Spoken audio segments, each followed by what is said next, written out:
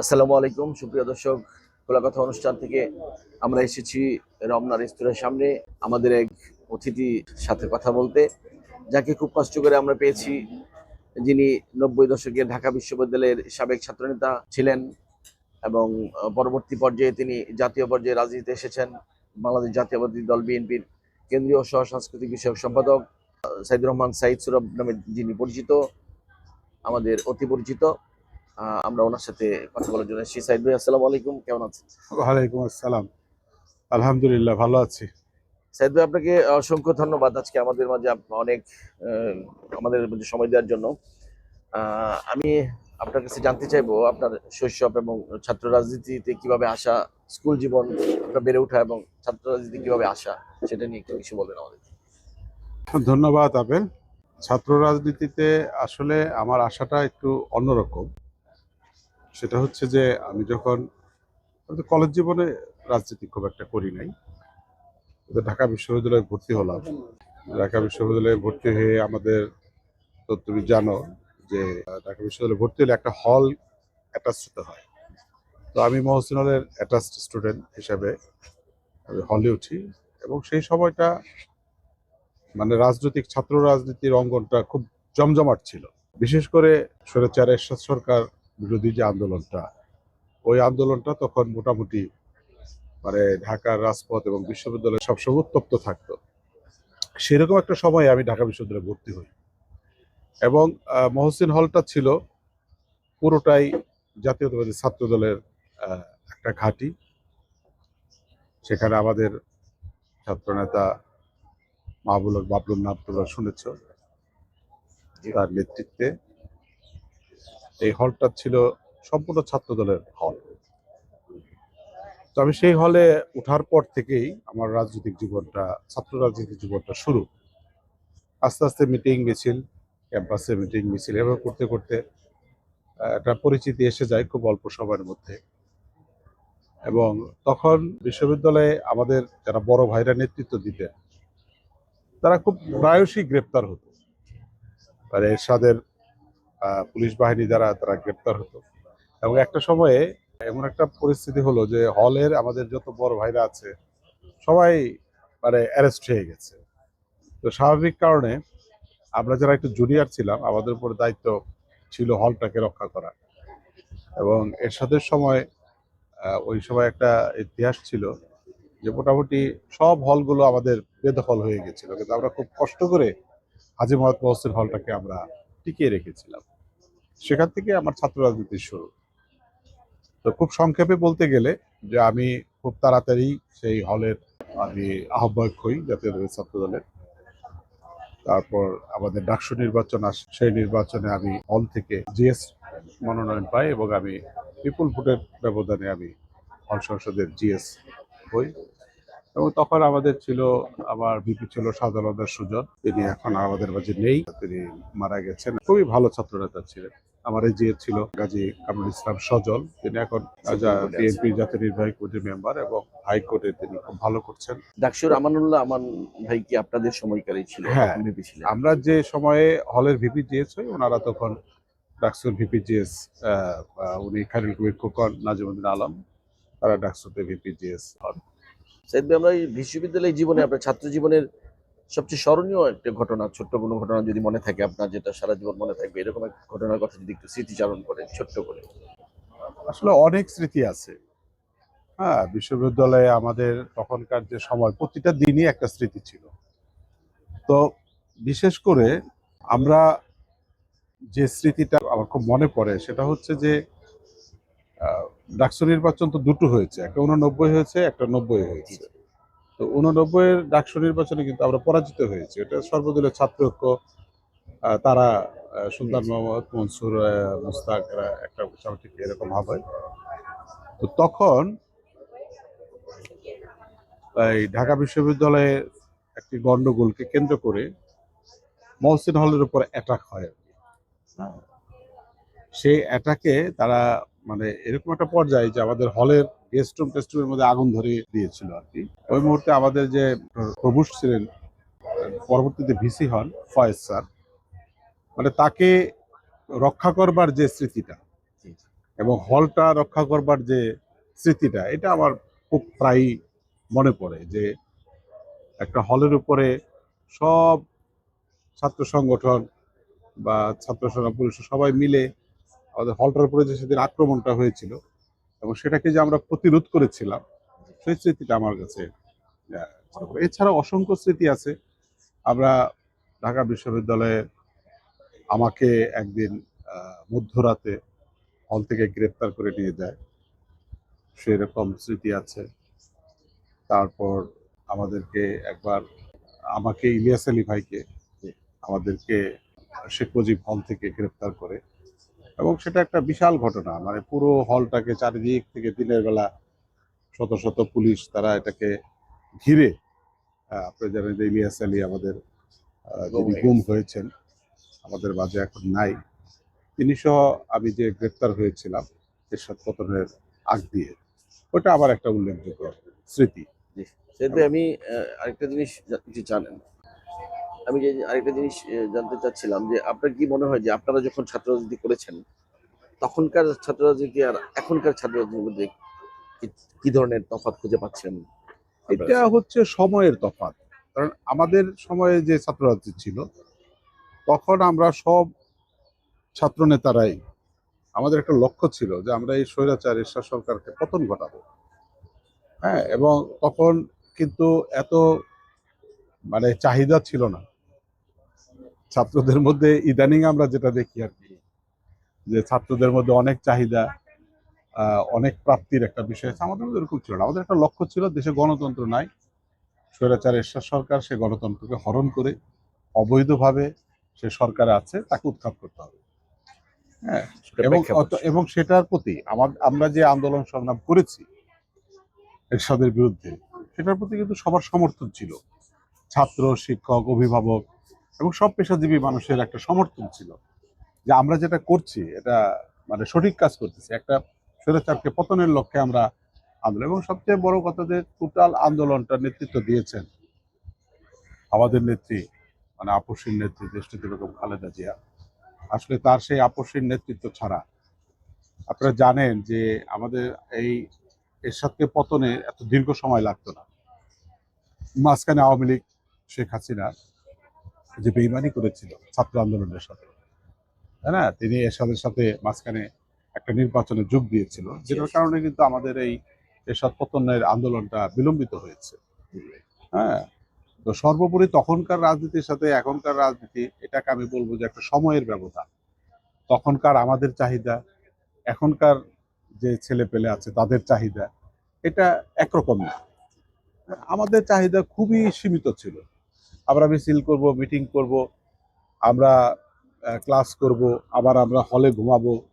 হ্যাঁ, কিন্তু এখন হয়তো ছেলেপেলেদের মধ্যে অনেক কিছু প্রাপ্তির বিষয় বা অনেক কিছু চাওয়ার বিষয় বা সময়ের ব্যবধানে ছাত্র রাজনীতিটা তো সব সময় একরকম থাকে না। 52-তে একরকম ছিল, 71-এ একরকম ছিল, 90-তে একরকম। আবার আমাদের তো এবারও তো হাসিনা বিরোধী আন্দোলনে আমাদের ছেলে মেয়েরা তো দেখিয়ে দিচ্ছে, তাই না, যে তারা কিছু অন্যরকম একটা আন্দোলন তারা সৃষ্টি করেছে। এবং সেই আন্দোলনের ফলশ্রুতিতে আমাদের যে দীর্ঘ আন্দোলন, 17 বছরের আন্দোলন, সেই আন্দোলন এই আন্দোলন একাকার হয়ে একটা বড় স্বৈরাচারের পতন তো ঘটেছে। কাজে এখনকার ছাত্রদের যে আন্দোলন, এখনকার ছাত্রদের এটাকেও তো ছোট করে দেখা যাবে না, এটা অনেক বড় কাজ তারা করেছে।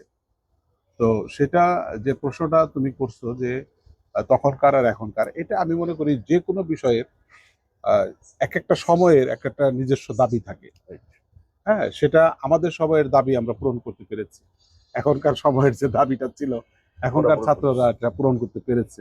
52-তেও পেরেছে, 71-ও পেরেছে। ছাত্ররা সবসময় ভালোভাবেই যে কোনো জিনিস তারা সুন্দরভাবে করতে পেরেছে। ছাত্র রাজনীতি দীর্ঘ একটা সময় পার হয়ে আপনি যখন জাতীয় রাজনীতিতে আসলেন, কিভাবে জাতীয় রাজনীতিতে আপনি পদার্পণ করেছেন? আমি যেরকম ভাবে ছাত্র রাজনীতি এসেছি, আমি খুব কম বয়সে, আমার বোধহয় তখন 27 বা 28 বছর বয়স হবে। 96 সালে আমি প্রথম জাতীয় সংসদে আমি মনোনয়ন পাই। তো ওই মনোনয়ন পাওয়ার পর থেকে আমার ছাত্র রাজনীতিটা আসলে ইতি হয়ে গেছে। আর মনোনয়নটা পাওয়ার পরে আমি অবশ্য নির্বাচনটা করতে পারি নাই, ম্যাডাম আমাকে ডেকে বলেছিলেন যে তোমার বয়স কম, পরে করবা নির্বাচন। তো সেই কারণে আমার ওই ইলেকশনটাও করা হয় নাই। না করার প্রেক্ষিতে আমার তখন যেহেতু আমি মনোনয়ন পেয়ে গেছি জাতীয় সংসদ নির্বাচনে, পরবর্তীতে আমি আর ছাত্র রাজনীতিতে থাকি নাই। তারপরে আমি ঢাকা মহানগর, যেটা তখন অবিভক্ত মহানগর ছিল, সাদেক হোসেন খোকা সেটার সভাপতি ছিলেন, এবং ম্যাডাম ছিলেন 1 নম্বর সম্মানিত সদস্য। এবং সেখানে আমি 8 নম্বর না 10 নম্বর এরকম ভাবে আমি ওই ঢাকা মহানগরের সদস্য হিসেবে কাজ করি। এরপরে আমি জাতীয়তাবাদী কৃষক দলের কেন্দ্রীয় কমিটির সদস্য ছিলাম। আমাদের স্যার যখন দায়িত্বে ছিলেন কৃষক দলের, আমাদের মৃত ফখরুল ইসলাম আলমগীর, ওই সময় আমি কৃষক দলের সেন্ট্রাল কমিটি মেম্বার ছিলাম। তারপর আমি টাঙ্গাইল জেলা বিএনপির ভাইস প্রেসিডেন্ট ছিলাম, সহসভাপতি। এরপর আমি জাতীয় নির্বাহী কমিটির সদস্য হই পরপর 2বার। হ্যাঁ, এবং এবার গত বছর আমাকে আবার জাতীয় নির্বাহী কমিটির সদস্য থেকে আমাকে সাংস্কৃতিক সম্পাদক হিসেবে আমাকে দায়িত্ব দিয়েছে। আমি সে দায়িত্ব পালন করছি। আর জাতীয় রাজনীতিতে তো আছি। আর একটা আমার একটা সৌভাগ্য যে আমি সবসময় ম্যাডামের সাথে থেকেছি। ম্যাডাম যখন 96-তে বিরোধী দলের নেত্রী হলেন, তখনই পুরো টাইমটা ম্যাডামের সাথে থাকতে পেরেছি। ম্যাডামের আমরা একটা নিরাপত্তা একটা টিম করেছিলাম, সেখানে আমি ছিলাম। আবার 2001-এ যখন ম্যাডাম প্রধানমন্ত্রী হলেন এবং 7-এ যখন ম্যাডাম ক্ষমতা ছেড়ে দিলেন, তারপর থেকে একদম ম্যাডামের এই যে জেলে যাবার আগ পর্যন্ত আমার সৌভাগ্য হয়েছে সবসময় ম্যাডামের সাথে থাকার। বাংলাদেশের যে কোনো জায়গায় ম্যাডাম গিয়েছেন, আমরা একটা নিরাপত্তা বাহিনী করেছিলাম ম্যাডামের নিরাপত্তা দেওয়ার জন্য। আমরা সবসময় ম্যাডামের পাশে থেকেছি, এটা আমার একটা বিরাট সৌভাগ্য। এবং বাংলাদেশের যে প্রান্তেই আমাদের প্রাণপ্রিয় নেত্রী এবং খালেদা জিয়া গিয়েছেন, আমার সেখানে যাওয়ার সৌভাগ্য হয়েছে। এভাবেই আমার জাতীয় রাজনীতিতে আর কি।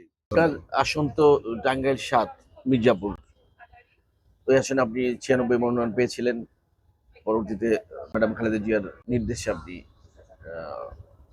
বসে পড়লেন। এখন আবার আপনি এই নির্বাচনে কাজ করছেন। আমরা দেখছি, আমরা বিভিন্ন পেপার পত্রিকায়, মিডিয়াতে আমরা দেখছি ব্যাপকভাবে আপনি প্রচার প্রচারণা চালিয়ে যাচ্ছেন। আপনার কাছে কি মনে হয় যে আপনি ছাত্র রাজনীতি থেকে এমন কিছু শিখেছেন যেটা আপনি আপনার এলাকায় যে অ্যাপ্লাই করতে পারবেন, মানে নতুন কিছু আপনি কি দিতে পারবেন এলাকার জনগণকে আপনার মনে হয়? আমার রাজনীতির জীবনটা তো আমি বললাম, আমি 95 থেকে একটা 2025 40 বছরের আমার রাজনৈতিক জীবন। এর মধ্যে আমি মনোনয়ন 2বার পেয়েছি, ইলেকশন করতে পারি 18-তে আমাকে মনোনয়ন দিয়েছিল। যাই হোক, পরবর্তীতে আমার ওই নির্বাচনটাও করা হয় নাই। তো আমি তো এই নমিনেশন বা নির্বাচনের প্রক্রিয়ার ভিতরে ম্যাডাম এর নির্বাচনে, ব্যারিস্টার সালাম তালুকদার সাহেবের নির্বাচনে, বিভিন্ন নির্বাচন করার যে অভিজ্ঞতাটা, হ্যাঁ, নিজে প্রার্থী হয়ে নির্বাচন করা তো বড় কথা না, তার চাইতেও বড় দায়িত্ব আমরা সবসময় নির্বাচনের সময় পালন করেছি। আর আমাকে মানুষ, আমার এলাকার মানুষ মনে করে যে আমি এলাকার সাথে, যেহেতু আমি দীর্ঘদিন 1996 সাল থেকে সক্রিয়ভাবে প্রায় 29 বছর আমি এলাকায় আমার আসা যাওয়া, এলাকার নেতাকর্মীদের সাথে আমার সম্পর্ক, এবং আমার সাথে এই দীর্ঘ সময় অনেক নেতাকর্মী গড়ে উঠেছে যাদেরকে আমি নেতৃত্ব দিয়েছি, যাদেরকে পার্টি কিভাবে করতে হয় তাদেরকে শিখিয়েছি। তো সেখান থেকে তো এলাকার মানুষ মনে করে যে আমি হয়তো এখান থেকে যদি মনোনয়ন পাই, বা দল যদি আমাকে, যেহেতু আগে 2বার নমিনেশন দিয়েছিল, এখন যদি সবকিছু বিবেচনা করে আমাকে মনোনয়ন দেয়, আমি তো নির্বাচন করার জন্যই সবসময় প্রস্তুত। এক। আর দ্বিতীয় হচ্ছে যে নতুন কিছু বলতে যেটা আমি বুঝি, সেটা হচ্ছে কি যে আমাদের যে গতানুগতিক যে রাজনীতির মানে মধ্যে আমরা ছিলাম, সেটার থেকে তো কিছু নতুন ডাইমেনশন আনতেই হবে। এবং একটা নতুন কিছু তো, একটা চিন্তা ভাবনা মানুষের তো এখন 5ই আগস্টের পর বিশেষ করে, বা আমি মনে করি মানুষের মনস্তাত্ত্বিক চিন্তা ভাবনার মধ্যে একটা পরিবর্তন আসছে, তাই না? যেমন আমি আমার এলাকায় যেটা বুঝি, মানুষ একজন ক্লিন ইমেজের লোক চায়, মানুষ চায় এরকম যে সে কার কাছে নিরাপদ, কোন নেতৃত্বের কাছে সে নিরাপদ। এখানে তো বহু রকমের মানুষ বাস করে, একটা নির্বাচনী এলাকায় বহু ধর্মের বর্মের এবং বহু মতের মানুষ বাস করে, তাদেরও একটা নিজস্ব ভাবনা থাকে, তাই না? এবং তারা মনে করে যে এমন একটা নেতৃত্ব তারা এখন খুঁজে যে যেখানে তারা তাদের সবকিছু নিরাপদ থাকে, তাদের জান মাল এবং এলাকার শান্তি শৃঙ্খলা শিক্ষা। এবং আমি কিছু চ্যালেঞ্জ আমি গ্রহণ করব যদি আমি আল্লাহ সুবহানাহু ওয়া তাআলা যদি আমাকে মির্জাপুরের নেতৃত্ব দেওয়ার সুযোগ দেয়, আমার এলাকায় যদি আমি মনোনয়ন পাই বা এমপি হই। আমি একটা সুশাসন এবং এখানে প্রতিটা এলাকাতে আপনি দেখেন আজকে যুব সমাজের যে অধপতন, একটা বিরাট অংশের যুব সমাজ তারা কিন্তু এই বিশেষ করে মাদকাসক্তে তারা কিন্তু এখানে আছে, হ্যাঁ, খেলাধুলা নাই এবং তাদেরকে মোটিভেশন দেওয়ার জন্য তাদেরকে বোঝানোর মতো লোকজনও নাই, তাই না? তা আমি আমি এলাকায় বলেছি আমাদের যারা মুরব্বী আছে যে এইটা আমি এলাকাকে আমার এলাকাটাকে অন্তত মাদক মুক্ত করবো। এক, দ্বিতীয়ত হচ্ছে যে এই এই যে চাঁদাবাজিটা, হ্যাঁ, যে চাঁদাবাজিটা যেমন ধরেন যে আমার এলাকায় আপনারা বোধহয় জানেন যে একটা বিরাট শিল্প এলাকা আছে, সেখানে নামে বেনামে বিভিন্নভাবে সেখানে চাঁদাবাজি হয় এবং সেখানে এই যে এটাকে বন্ধ করা, তাই না? তারপর ব্যবসায়ীরা তাদের ব্যবসা বাণিজ্য সুন্দর মতো করবে, ছেলেপেলেরা খেলাধুলা করবে, মাঠে যাবে, স্কুল কলেজে পড়াশোনা হবে। এগুলো কিন্তু একজন জনপ্রতিনিধি হিসাবে এটা কিন্তু তার দায়িত্বের মধ্যে পড়ে। হ্যাঁ, আমি এই জিনিসগুলো আমি দেখব যে আগামী দিনে যদি আমি নেতৃত্ব পাই তাহলে মির্জাপুরকে পরিপূর্ণভাবে চাঁদামুক্ত, মাদক মুক্ত এবং একটি সুশাসন এবং সবাই যেন মানে যিনি জনপ্রতিনিধি থাকবেন তার কাছে এসে তার কষ্ট এবং দুঃখের কথাটা বলতে পারে। আজকে আমি আজকে আমি একটা মিটিংয়ে বলেছি যে কর্মীরা আসে কিন্তু নেতারা কথা শুনে না, একটা মিটিংয়ে আমি আজকে বলেছি। তো সেটার ব্যাখ্যা হতে পারে এরকম যে একটা কর্মী সে কিন্তু খুব কষ্ট করে একজন নেতার কাছে আসে এবং তার কথা শোনা এবং তার সমস্যাটাকে সমাধান করা, এটা কিন্তু একজন নেতা হিসেবে তার কাজ। আমরা কিন্তু অনেকেই সেটা করি না। তা আজকে আমার যেটা এলাকার আমার যে প্রতিশ্রুতিটা থাকবে সেটা হচ্ছে যে যেমন এক নম্বর আমি আমার এলাকাটাকে মাদক খুব সুন্দরভাবে আইন শৃঙ্খলাটাকে আমি মানুষ যাতে শান্তি পায়, আর হচ্ছে এই যে চাঁদাবাজি এবং দখলদারি যে সমাজের ভিতরে আজকে যে জিনিসগুলো চলে আসছে এগুলোকে দূর করার জন্য আমি মানে আপ্রাণ চেষ্টা করব, আর বাকিটা আল্লাহ জানে। ইতিমধ্যে আপনাদের আপনাদের ভারপ্রাপ্ত চেয়ারম্যান জনাব তারেক রহমান দেশের বিভিন্ন জায়গায় চাঁদাবাজি অপরাধে বিভিন্ন জায়গায় বিএনপি নেতাদেরকে বহিষ্কার করে আসছেন। সেক্ষেত্রে আপনার এলাকার চাঁদাবাজির চিত্রটা কিরকম এখন মনে হচ্ছে যে আপনার এলাকায় যারা চাঁদাবাজি করছে কিংবা সন্ত্রাস করছে এদের দমন পীড়নের জন্য আপনাদের কি উদ্যোগ নিয়েছেন ইতিমধ্যে? না, এটা এক একটা এলাকার এক একটা অবস্থা। তো আমার নেতা ভারপ্রাপ্ত চেয়ারম্যান তারেক রহমান উনি কিন্তু প্রথম থেকে আমাদেরকে সতর্ক করছেন যে আমাদেরকে কিভাবে চলতে হবে, আমাদের সামনে নির্বাচনের আগে আমরা কিভাবে চলবো, কিভাবে জনগণের পাশে থাকবো, এগুলো কিন্তু উনি আমাদেরকে বলেছেন, আমাদেরকে সতর্ক করেছেন। এখন একটা হচ্ছে আমাদের বিরুদ্ধে কনস্পিরেসি আছে সারা দেশ জুড়ে যে বিএনপিকে একটা ব্র্যান্ডিং করা, যে বিএনপি বিভিন্ন জায়গায় এসব অপকর্ম করছে, আবার কিছু কিছু জায়গায় যে করছে না তাও না, হ্যাঁ, এবং যেগুলো প্রমাণিত হচ্ছে যে এগুলো হচ্ছে সেখানে কিন্তু অ্যাক্টিং চেয়ারম্যান ব্যবস্থা নিয়েছেন এবং আরো অনেক জায়গা আছে যেগুলা ব্যবস্থা নেওয়ার একটা প্রক্রিয়াধীন অবস্থায় আছে, হয়তো উনি নেবেন। বিশেষ করে আমার এলাকাতে যেটা সেটা যে সমস্ত ঘটনাবলী ঘটেছে সেগুলো আমাদের চেয়ারম্যানের পার্টির চেয়ারম্যান তারেক রহমান ভারপ্রাপ্ত চেয়ারম্যানের নলেজ এগুলো আছে আছে এবং ওনার দিক নির্দেশনা মতো কিন্তু আমরা চলার চেষ্টা করছি। কিন্তু আমাদের মধ্যে যদি কেউ কেউ ওনার এই কথা না বুঝে থাকেন এবং ওনার কথাকে প্রাধান্য না দিয়ে তার মতো করে চলেন, তাহলে তার জন্য সেই ব্যবস্থার মুখোমুখি তার হতে হবে এক। আর দ্বিতীয়ত হচ্ছে যে মির্জাপুরটা, তো আমি প্রথমেই বলেছি, আপনারা জানেন যে একটি শিল্প এলাকা, এবং এটা গত সরকারের আমলে একটা সিন্ডিকেট করে এখানে চাঁদাবাজি মানে করা হতো আর কি। সেটার ধারাবাহিকতা এখনো রয়ে গেছে। আমরা এটা একটা নির্বাচিত সরকার না আসা পর্যন্ত এটা সমূলে উৎপাদন করা আমাদের পক্ষে সম্ভব না। যাই হোক, এখন আমাদের যে প্রতিশ্রুতি যে আমরা চাঁদামুক্ত মির্জাপুর করব বা দেশ করব, সারা দেশটাকে আমরা চাঁদামুক্ত করব, এই যে আমাদের প্রতিশ্রুতি, এবং আমাদের যে জনগণের পাশে থাকতে হবে, জনগণের দুঃখ কষ্টকে সাথে আমাদের থাকতে হবে, যেটা আমাদের একটা চেয়ারম্যান আমাদেরকে বলেছেন, এটা তো শুধু নির্বাচনের আগে না, নির্বাচনের আগে এবং পরে সব সময় মানে জনগণের পাশে থাকতে হবে, জনগণের কাছাকাছি যেতে হবে, জনগণের দুঃখ কষ্টকে শুনতে হবে এবং সেটার একটা প্রতিকারের ব্যবস্থা করতে হবে। এটা যদি শুধু আমি নির্বাচনের আগে ভোট চাওয়ার জন্য তা না, এটা নির্বাচনের আগে এবং পরে চলমান।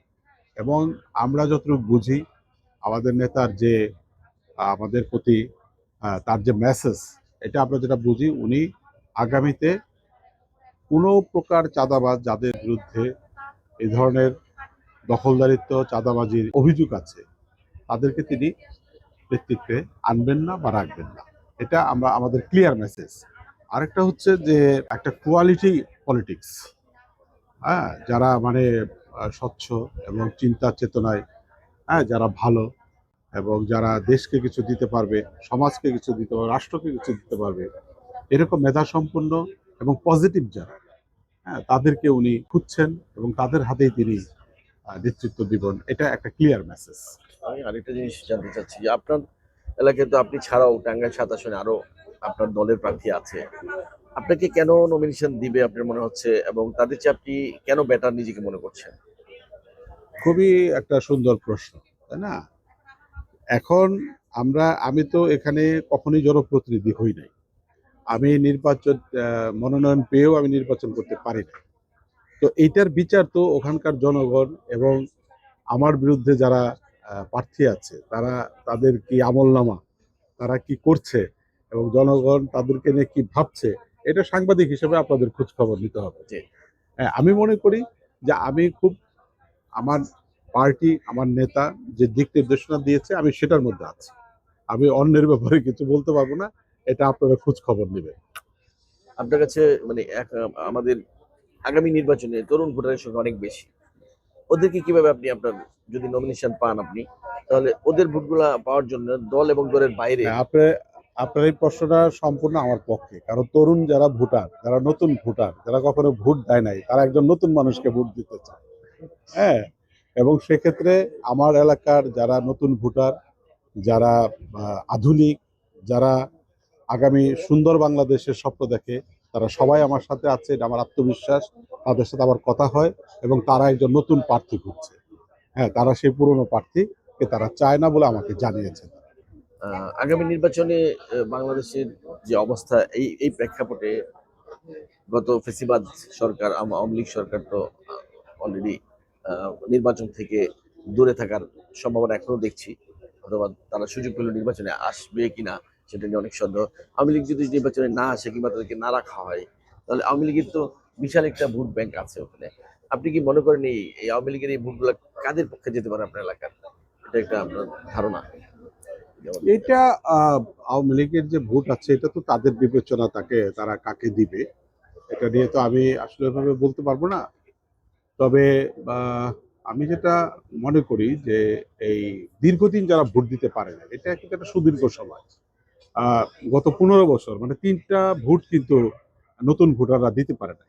হ্যাঁ, তারা একটা ডিসাইডেড ফ্যাক্টর, তারা ভোটটা আমার মনে হয় যে তারা ওইটা ভাববে না, এই ফ্যাসিস্টদের তারা ভোটে আসলো কি আসলো না, এটা তাদের চিন্তার জগতে নাই।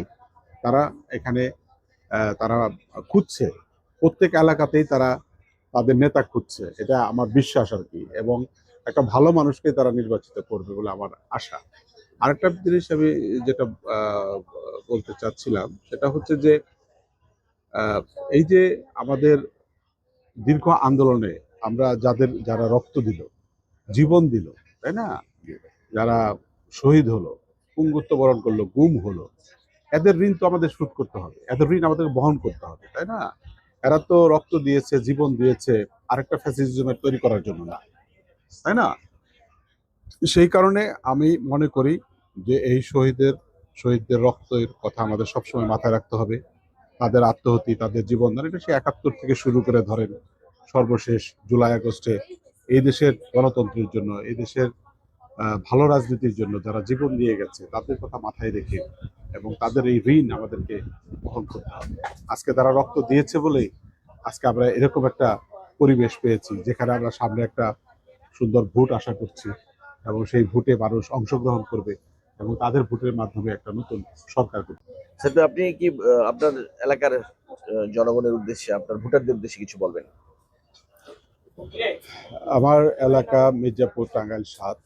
আমাদের এলাকার জনগণ খুবই শান্তিপ্রিয় এবং তারা খুবই ভালো মানুষ তারা, এবং আমি তাদের সাথে কথা বলেছি।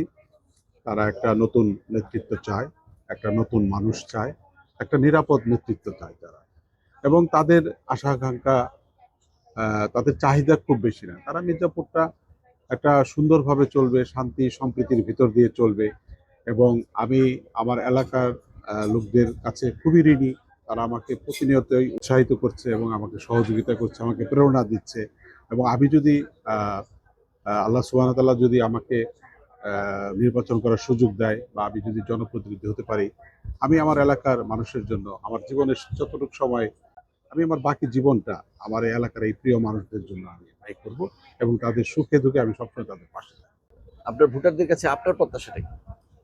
আমার প্রত্যাশা হচ্ছে যে আমার এলাকার এই যে শান্তিপ্রিয় মানুষগুলো, ভালো মানুষগুলো, তারা আমাকে সহযোগিতা করবে এবং আমার পাশে থাকবে। আমাকে যেভাবে অতীতে তারা প্রেরণা জুগিয়েছে, আগামীতে সেভাবে তারা আমাকে প্রেরণা জুগাবে, আমার পাশে থাকবে। আমিও তাদের পাশে থাকবো ইনশাল্লাহ, এবং এটাই তাদের কাছে আমার প্রত্যাশা। তারা সবসময় আমাকে প্রচন্ড ভালোবাসা দিয়েছে এবং সেই ভালোবাসা নিয়ে আমি বাকি জীবনটা কাটাতে চাই। সেটা আপনাকে শেষ প্রশ্ন করে আমরা অনুষ্ঠান শেষ করব। আগামী নির্বাচন হতে যাচ্ছে, এই ব্যাপারে আপনার কি মনে হয়? নির্বাচন তো হতেই হবে। আমি তো নির্বাচনের কোনো বিকল্প কিছু দেখি না। আমার মনে হয় যে বরঞ্চ অনেক সময় হয়ে গেছে। এখন দেশের অর্থনৈতিক অবস্থা, আমি যতটুকু জানি, আমার বন্ধু বান্ধবরা ব্যবসা বাণিজ্য করে, আজকে ব্যাংক, অর্থনীতি এবং বাণিজ্যের যে ঘাটতি, এবং দেশে যে এখনো অনেক কিছু ফাংশন করছে না, পুলিশ থেকে শুরু করে আইন শৃঙ্খলা বাহিনীর যে কাজগুলো করা দরকার সেভাবে এখানে কাজ হচ্ছে না, মানুষ সেই সেবাগুলো পাচ্ছে না। তো নির্বাচন বিলম্বিত হলে এগুলো আরো কমে যাবে, মানে এই সুযোগ সুবিধাগুলো আরো হয়ে যাবে, মানুষ আরো বিপদে পড়বে। তাই তাড়াতাড়ি একটা নির্বাচিত সরকার দরকার, যে সরকারকে সবাই আমরা সহযোগিতা করব এবং দেশটাকে এগিয়ে নেওয়ার জন্য, গণতন্ত্রকে সমুন্নত রাখার জন্য, এবং দেশের অর্থনীতিতে এবং দেশের সার্বিক অগ্রগতিতে দেশের প্রত্যেকটা মানুষের ভূমিকা রাখতে হবে। সেজন্য আপনাকে অসংখ্য ধন্যবাদ আমাদের এই অনুষ্ঠানে যোগ দেওয়ার জন্য। পরবর্তীতে অন্য কোনো এক সময়, সুন্দর সময় আপনাকে আবারও আমরা আমন্ত্রণ জানাবো। ভালো থাকবেন। তোমাকেও অনেক ধন্যবাদ।